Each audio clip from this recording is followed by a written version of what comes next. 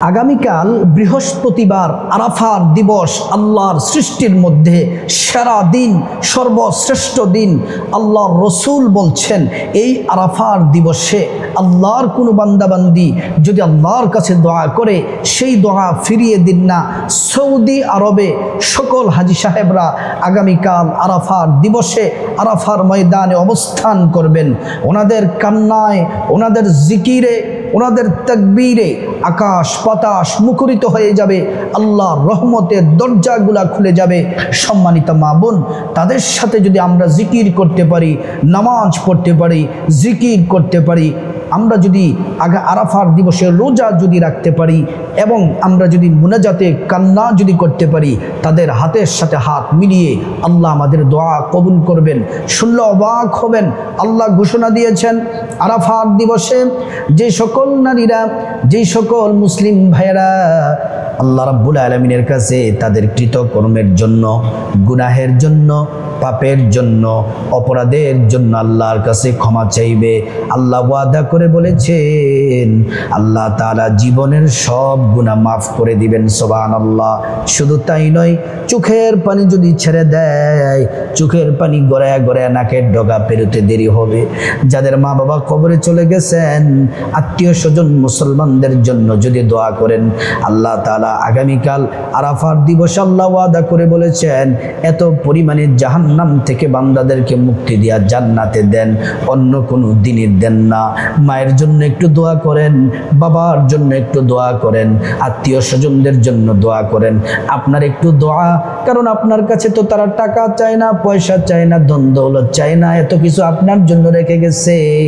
কালকে যদি এই নামাজ, যেই নামাজের নিয়ম বলবো সেই নামাজ যদি পড়তে পারেন এবং রোজা যদি রাখতে পারেন, যেই নিয়মে বলবো রোজা রাখবেন, নামাজ পড়বেন এবং যদি জিকির করে মুনাজাতে যদি আল্লাহর কাছে চাইতে পারেন, আপনার প্রত্যেকটা দোয়া আল্লাহ কবুল করবেন, তাকদীর পরিবর্তন করে দিবেন, রিজিক দিবেন, সম্মান দিবেন।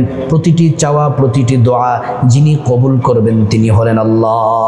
এজন্য সম্মানিত মা বোন, আগামীকাল আরাফার দিবস, আল্লাহর সৃষ্টির সারা দিন যদি আপনি রোজা কিভাবে রাখবেন আগামীকালকে নিয়মটা বলবো, তারপর নামাজ কিভাবে পড়বেন, কত রাকাত পড়তে হবে, নিয়ত কিভাবে, কোন সূরা দিয়ে পড়বেন, তারপর নামাজ শেষ করার পরে কি কি জিকির করবেন, মুনাজাত কিভাবে করবেন। আল্লাহু আকবার। একটু ধৈর্য সহ ভিডিওটি দেখেন, জীবন পরিবর্তন হয়ে যাবে। জীবন থেকে 20 বছর, 40, 50 বছর চলে গেছে মা বোন, মুসলিম ভাই, আরাফার দিবসে একটা দিনও এই পর্যন্ত বিগত জীবনে আমল করলেন না। কপালটা কিন্তু পড়ে আছে। কপালটাকে যদি লাগাতে চান, সৌভাগ্য করতে চান, এই ভিডিওটি দেখুন, আগামীকালকে ইবাদত করুন, আল্লাহর কাছে কান্নাকাটি করুন, কপাল খুলে যাবে, যা চাইবেন আল্লাহ তাই দিবেন। এই আরাফার দিবস এতটা দামি, এই দিনগুলা সম্পর্কে রব্বুল আলামিন কোরআনুল কারীম আল্লাহ তাআলা চমৎকার ভাবে আল্লাহ রাব্বুল আলামিন বলেছেন, ওয়াল ফাজরি ওয়া লায়ালিন আশর। আল্লাহ তাআলা প্রথম নম্বরে ভোরবেলার কসম কেটেছেন। ফজর নিঃশ্বাস ছাড়ে, স্নিগ্ধ, এটা শুধুমাত্র মুমিন, মুত্তাকি, সালেহ বান্দাদের গায়ে লাগে, মুনাফিক, মুশরিক, কাফেরদের গায়ের মধ্যে লাগে না। আমার ভাইয়েরা, আমার সম্মানিত মা বোনেরা, রব্বুল আলামিন তারপরে কসম কাটলেন ওয়ালায়ালিন আশর, 10 রাতের কসম কাটলেন। মুফাসসিরিন কেরাম বলছেন 10 রাত হলো ওই 10 রাত, জিলহজ মাসের প্রথম 10 রাত। আল্লাহ তাআলা এই মর্যাদা বাড়াতে গিয়ে, এই 10 রাত 10 দিনের মর্যাদা বাড়াতে গিয়ে কোরআনের মধ্যে কসম কেটেছেন। আল্লাহু আকবার। সম্মানিত মা বোন, মূল আলোচনার মধ্যে চলে যাই। সর্বপ্রথম আমরা রোজা কিভাবে রাখবো, রোজার ব্যাপারে আলোচনা করি। একটু কানটাকে খরগোশের কানের মতো খাড়া করে মনোযোগ দিয়ে শুনুন। আজ রাতে সাহারি খাবেন, আজকে রাতে সাহারি খাবেন। সাহারি খেয়ে আগামীকাল বৃহস্পতিবার আরাফার দিবস রোজা রাখবেন। তারপর আবার আগামীকাল বৃহস্পতিবার রাতে খাবার খাবেন, শুক্রবার দিন রোজা রাখবেন। এই 2টি রোজা রাখবেন। বলতে পারেন যে হুজুর, রোজা যদি রাখি লাভ কি? কারণ আমরা তো লাভ ছাড়া কোনো কিছুই করি না। আমরা লাভ ছাড়া এক কদমও সামনে দিতে চাই না। আল্লাহ আমাদের জন্য কি রেখেছেন। আল্লাহু আকবার। আল্লাহর নবী সাল্লাল্লাহু আলাইহি ওয়াসাল্লাম হাদিসের মধ্যে ঘোষণা দিয়েছেন সেই লাভের কথা, সে পুরস্কারের কথা। আল্লাহু আকবার। সিয়ামু ইয়াউমিন আরাফা আহতাসিবু আলাল্লাহ আইয়ুকাফিরা সানাতাল্লাতী ক্বাবলাহু ওয়া সানাতাল্লাতী বাদা। আল্লাহর নবী সাল্লাল্লাহু আলাইহি ওয়াসাল্লাম বলছেন, আল্লাহর কোনো বান্দা বান্দি যদি আল্লাহর সন্তুষ্টির জন্য আরাফাত দিবসে রোজা রাখে, আল্লাহ তাআলা তার আগের 1 বছর, পরের 1 বছর, অর্থাৎ পিছনের 1 বছর, সামনের 1 বছর, মোট 2 বছরের গুনাহ, সগীরা গুনাহ আল্লাহ পাক মাফ করে দেন। সুবহানাল্লাহ, আল্লাহু আকবার। আল্লাহর হাবিব সাল্লাল্লাহু আলাইহি ওয়াসাল্লাম বলছেন, উম্মতেরা তোমরা রোজাগুলো মিস করবে না। মুফাসসিরিনে কেরাম, মুহাদ্দিসিনে কেরাম বলেছেন, রোজা রাখা অবস্থায় যদি খাঁটি তওবা করতে পারেন, তওবাতুন নাসুহা করতে পারেন, আল্লাহ পাক শুধুমাত্র সগীরা গুনাহ মাফ করবেন বিষয়টা এমন নয়। আল্লাহ রাব্বুল আলামিন কবিরা, বড় বড় যত গুনাহ আছে, ছোট ছোট যত গুনাহ আছে, জিন্দেগির 2 বছরের গুনাহ আল্লাহ পাক মাফ করে দিবেন। সুবহানাল্লাহ। তাহলে আমরা আজ রাতে সাহরি খেয়ে আগামীকাল বৃহস্পতিবার রোজা রাখবো, বৃহস্পতিবার রাতে সাহরি খাবো, শুক্রবার দিন রোজা রাখবো। এই 2টি রোজা রাখার অবশ্যই চেষ্টা করব ইনশাআল্লাহ। সম্মানিত মা বোন, আমার মুসলিম ভাইয়েরা, রোজার বিষয়টি ইনশাআল্লাহ আমরা ক্লিয়ার হয়ে গেলাম। আগামীকালকে আরাফাত দিবসে আমরা কত রাকাত নামাজ পড়ব? 4 রাকাত নামাজ পড়ব, অতিরিক্ত নফল নামাজ। 2 রাকাত নামাজের নাম হলো তাওবার নামাজ, আর 2 রাকাত নামাজের নাম হলো সালাতুল হাজত নামাজ। এই নামাজ পড়ার আগে একটি গুরুত্বপূর্ণ কথা বলি, সেটি হলো আগামীকালকে কোনোভাবেই 5 ওয়াক্ত নামাজ যেন না ছুটে। ফরজ নামাজ পুরুষ যারা অবশ্যই মসজিদে জামাতের সাথে আদায় করবেন, মা বোনেরা বাসার মধ্যে সুন্দরভাবে নামাজ আদায় করবেন সঠিক সময়ে। কারণ আল্লাহ কোরআনে বলছেন, ইন্নাস সালাতা কানাত আলাল মুমিনিনা কিতাবাম মাওকুতা। আল্লাহ রাব্বুল আলামিন বলছেন, বান্দারে তোমরা সময় মতো নামাজ পড়ো। ফরজ নামাজের পাশাপাশি ওয়াজিব, সুন্নাত, নফল নামাজগুলো পড়বেন। তারপর আগামীকাল দিনের বেলা ফজরের পর থেকে মাগরিবের আগ পর্যন্ত এই দিনের বেলা আপনারা অতিরিক্ত 4 রাকাত নামাজ পড়বেন, নফল নামাজ, নামাজের নিষিদ্ধ সময় ছাড়া। যেমন নামাজের নিষিদ্ধ সময় কোন কোন সময়? যেমন আপনি সূর্য যখন উদয় হয়, সূর্য ওঠা থেকে শুরু করে সূর্য ওঠার ফজরের পর থেকে সূর্য ওঠার 15 মিনিট পর্যন্ত, ওঠার 15 মিনিট পর্যন্ত পড়বেন না, তারপর পড়বেন। তারপর দ্বিপ্রহর যখন মাথার উপর সূর্য থাকে তখন পড়বেন না, পশ্চিম আকাশে যখন হেলে যাবে তখন পড়বেন। মাগরিবের আগে দিয়ে নামাজ পড়বেন না। এই সময় ছাড়া দিনের বেলা বাকি যে কোনো সময় 4 রাকাত নামাজ পড়তে পারেন। এই নামাজগুলো পড়ার আগে আরেকটি কাজ করতে হবে, কারণ ওই কাজ ছাড়া নামাজ হবে না। আল্লাহ রাব্বুল আলামিন কোরআনুল কারীমে ঘোষণা দিয়েছেন, ইয়া আইয়ুহাল্লাযীনা আমানু ইযা কুমতুম ইলাস সালাহ ফাগসিলু ওয়ুজুহাকুম ওয়া আইদিয়াকুম। আল্লাহ পাক বলেন, বান্দারে নামাজে দাঁড়ানোর আগে তোমরা সুন্দর করে ওযু করে নাও।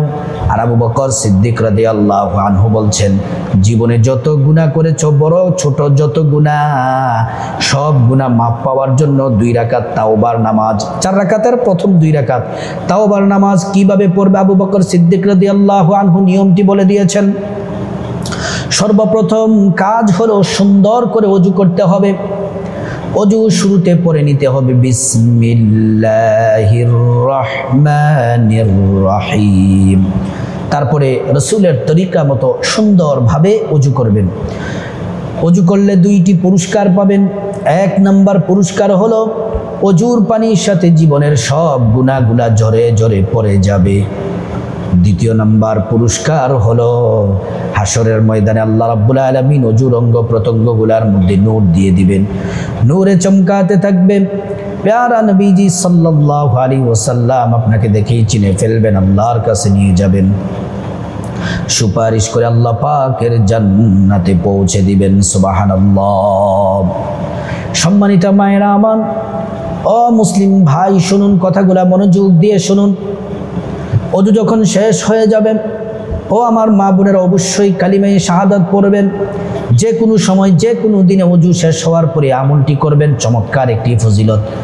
আল্লাহর নবী বলছেন, কালিমায়ে শাহাদাত পড়বে ওযু করা শেষ হলে, আশহাদু আল্লা ইলাহা ইল্লাল্লাহু ওয়াহদাহু লা শারীকা লাহ ওয়া আশহাদু আন্না মুহাম্মাদান আবদুহু ওয়া রাসূলুহু। এটা পড়লে আল্লাহ পাক জান্নাতের ফেরেশতাদেরকে বলেন, জান্নাতের ফেরেশতারা জান্নাতের সব গেটগুলা খুলে দাও, দরজাগুলা খুলে দাও। আমার বান্দারা যে দরজা দিয়ে মনে চায় সে দরজা দিয়ে জান্নাতে প্রবেশ করবে আর জান্নাতের নাজ নিয়ামত ভোগ করবে। সুবহানাল্লাহ। ওযু যখন শেষ, তারপরে আপনারা নামাজের মুসল্লা জায়নামাজ বিছিয়ে নেবেন পবিত্র জায়গায়, পবিত্র জায়নামাজ, শরীর পবিত্র যেন থাকে। নামাজে দাঁড়িয়ে যাবেন, কেবলামুখী হয়ে দাঁড়িয়ে সর্বপ্রথম 2 রাকাত তাওবার নামাজ পড়বেন। নিয়তটি বাংলাতে সকলের সহজের জন্য বলে দিচ্ছি। আমি আল্লাহর সন্তুষ্টির জন্যে 2 রাকাত তাওবার নামাজ আদায় করতেছি, আল্লাহু আকবার বলে নিয়ত করবেন। তারপরে সানা পড়বেন, সানা পড়ার পরে সূরা ফাতিহা পড়বেন। প্রথম রাকাতে আলহামদু সূরা পড়া শেষে সূরাতুল কাফিরুন কুল ইয়া আইয়ুহাল কাফিরুন এই সূরাটি পড়বেন। দ্বিতীয় রাকাতে আলহামদু সূরা পড়ার পরে সূরা ইখলাস পড়বেন।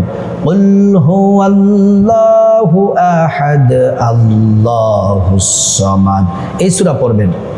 অনেকে বলতে পারেন যে হুজুর সূরা কাফিরুন কুলিয়াল কাফিরুন তো পারি না। যদি কাফিরুন না পারেন, আপনি যে সূরা ভালো পারেন, শুদ্ধ পারেন, সহজ করে পারেন সে সূরা দিয়ে পড়বেন। 2 রাকাত নামাজ কমপ্লিট হলে আবার 2 রাকাত নামাজ পড়বেন। এই 2 রাকাত নামাজ যে পড়লেন এটা গুনাহ মাফ। জিনা, জেনা, বেবিচারী যত ধরনের পাপ করেছেন সব পাপ আল্লাহ ক্ষমা করে দিবেন। দ্বিতীয় নাম্বার হচ্ছে এটা হচ্ছে প্রয়োজন পূরণের নামাজ। টাকা পয়সা, ধন দৌলত, আপনার রিজিক, সুস্থতা, আপনার যা কিছু দুনিয়াতে প্রয়োজন, পরিবারের জন্য প্রয়োজন, সন্তানের জন্য প্রয়োজন, স্ত্রীর জন্য প্রয়োজন, এটা পড়বেন। এটা পড়লে আল্লাহ তাআলা প্রয়োজন পূরণ করেন। নবীজি এই নামাজ পড়ে আল্লাহর কাছে চাইতেন, নামাজ শেষ হওয়ার আগেই আল্লাহ তাআলা ওই জিনিস প্রয়োজন পূরণ করে দিতেন। সাহাবীরা এই নামাজ পড়ে আল্লাহর কাছে যা চাইতেন আল্লাহ তাই দিতেন। আমরাও পড়ব ইনশাআল্লাহ। তাহলে নিয়তটা এইভাবে বলবেন, আমি আল্লাহর সন্তুষ্টির জন্যে 2 রাকাত সালাতুল হাজত নামাজ আদায় করতেছি। নিয়তটা এভাবে বলে 2 রাকাত নামাজ যে কোনো সূরা দিয়ে পড়বেন, যে কোনো সূরা দিয়ে পড়বেন। তাহলে প্রথমে 2 রাকাত তাওবার নামাজ, তারপরে 2 রাকাত হলো সালাতুল হাজত নামাজ। এই 4 রাকাত নামাজ পড়া শেষ হলে তাহলে আমরা রোজার বিষয়টা ক্লিয়ার, নামাজ কিভাবে পড়তে হবে এটাও ক্লিয়ার হলাম। এবার আসুন নামাজ শেষ করবেন কি কি জিকির করবেন। জিকিরের নিয়ম আল্লাহ রাব্বুল আলামিন বাতিয়ে দিয়েছেন। রব্বুল আলামিন জিকির কিভাবে করতে হবে কোরআনে বলছেন, ওয়াযকুর রাব্বাকা ফি নাফসিকা তাদাররুআন ওয়া খীফাতাও ওয়া দুনাল জাহরি মিনাল কওলি বিল গুদুব্বি ওয়াল আসাল। রব্বুল আলামিন বলছেন, বান্দা যদি তোমরা আমি আল্লাহর জিকির করো বিনয়ের সাথে, নম্রতার সাথে, আমি আল্লাহর ভয় অন্তরে রেখে তোমরা আমি আল্লাহর জিকির করো, নিচু আওয়াজে, নিম্ন আওয়াজে, নিচু স্বরে জিকির করো, বিল গুদুব্বি ওয়াল আসাল, সকাল সন্ধ্যায় জিকিরে জিকিরে মশগুল থাকো। সুবহানাল্লাহ। আল্লাহর হাবিব বলছেন, ইন্নাল্লাহা জামিলুন ইউহিব্বুল জামাল। আল্লাহ নিজে সুন্দর এবং তিনি সৌন্দর্যতাকে পছন্দ করেন।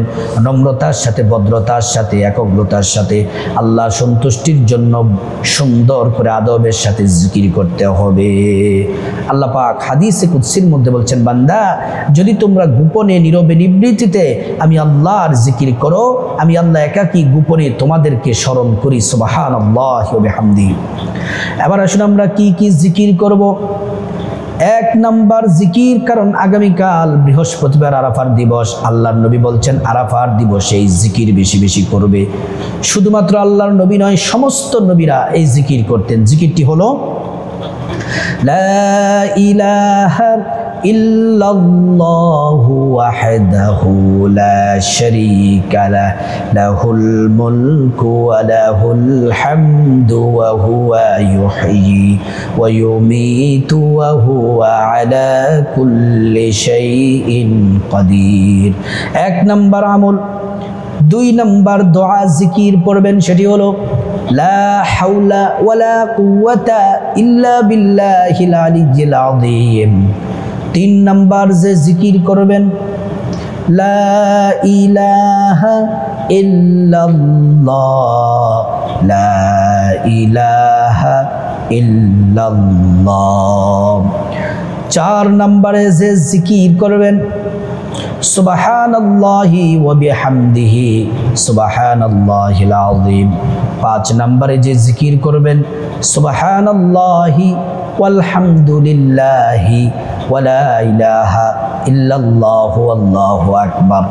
6 নম্বরে যে জিকির করবেন ইস্তিগফার করবেন, আস্তাগফিরুল্লাহ ওয়া আতুবু ইলাইহি, আস্তাগফিরুল্লাহ ওয়া আতুবু ইলাইহি। 7 নম্বরে যে জিকির করবেন কোরআন আল কারীমের ছোট্ট সূরা সূরাতুল ইখলাস বেশি বেশি করে পড়বেন। কুল হুয়াল্লাহু আহাদ আল্লাহুস সামাদ লাম ইয়ালিদ ওয়া লাম ইউলাদ ওয়া লাম ইয়াকুল লাহু কুফুয়ান আহাদ। 8 নম্বরে যে জিকির করবেন রাসূল করিম সাল্লাল্লাহু আলাইহি ওয়াসাল্লামের প্রতি বেশি বেশি দুরূদ শরীফ পড়বেন। এর মধ্যে যেই জিকির আপনার ভালো লাগে, আপনি যেগুলা পারেন সেগুলা বেশি বেশি করে পড়বেন। জিকিরগুলা করা শেষ হলে কিছুক্ষণ পর পর মুনাজাত দিবেন, আল্লাহুম্মা আমিন। আল্লাহ রাব্বুল আলামিনকে বলবেন নিজের ভাষায়, আপনি তো আরবি যদি না পারেন কোনো সমস্যা নেই, বাংলাতে আল্লাহকে ডাক দিয়ে বলবেন রব্বুল আলামিন আল্লাহ মালিক, আসমানের নিচে জমিনের উপরে আমার চেয়ে পাপী, আমার চেয়ে গুনাহগার, আমার চেয়ে পাপিষ্ট আর কেউ নাই। আল্লাহ আপনার কাছে হাত বাড়িয়েছি গো মাওলা, আমার জীবন জিন্দেগির সব গুনাহগুলো আল্লাহ পাক মাফ করে দেন। আপনি তো ওয়াদা করেছেন আরাফার দিবসে গুনাহগুলা মাফ করে দেন, আপনি আমার গুনাহগুলা মাফ করে দেন। আপনি আপনার গুনাহগুলা মাফ চাইবেন, মা বাবার গুনাহগুলা মাফ চাইবেন, আত্মীয় স্বজনদের গুনাহগুলা মাফ চাইবেন, স্ত্রী সন্তানদের গুনাহগুলা মাফ চাইবেন, সবার গুনাহ আল্লাহ পাক মাফ করে দিবেন। যারা জীবিত আছেন প্রত্যেকের গুনাহ মাফ চাইবেন, আল্লাহ রাব্বুল আলামিন মাফ করে দিবেন। তারপরে আপনি আপনার যত বিপদ আছে মুসিবত আছে আল্লাহকে বলবেন, ঋণ থাকলে বলবেন, আল্লাহর কাছে যত সমস্যা বিপদের কথা আল্লাহর কাছে তুলে ধরবেন, প্রত্যেকটা বিপদ আল্লাহ দূর করে দিবেন, পেরেশানি দুশ্চিন্তা দূর করে দিবেন। ঋণ থাকলে ঋণ থেকে মুক্তির ব্যবস্থা করে দিবেন। তারপর আপনার যা কিছু প্রয়োজন, টাকা পয়সা ধন দৌলত ক্ষমতা সম্মান মর্যাদা যা কিছু প্রয়োজন আল্লাহ তাআলা আপনার প্রয়োজন পূরণ করে দিবেন। পরকালে জাহান্নাম থেকে মুক্তি চাইবেন, জান্নাত নসিব চাইবেন, জান্নাতের কামনা করবেন, আল্লাহ দোয়া কবুল করবেন। তারপরে যাদের মা বাবা কবরে চলে গেছে, চোখের পানি ছেড়ে মা বাবার জন্য দোয়া করবেন, মা বাবাকে আল্লাহ তাআলা জাহান্নাম থেকে মুক্তি দিয়ে জান্নাত দিয়ে দিবেন। আত্মীয় স্বজন মুসলমান, সারা বিশ্বের মুসলমানদের জন্য দোয়া করবেন, আল্লাহ কবুল করে তাদেরকে ক্ষমা করে দিবেন। এমন করে আগামীকাল বৃহস্পতিবার ইয়াউমুল আরাফা শ্রেষ্ঠ দিনে ইবাদত বন্দেগী করুন। আল্লাহ রাব্বুল আলামিন সবাইকে আগামীকাল এই শ্রেষ্ঠ দিনে আল্লাহর সন্তুষ্টির জন্য ইবাদত করার আল্লাহ তাআলা তৌফিক দান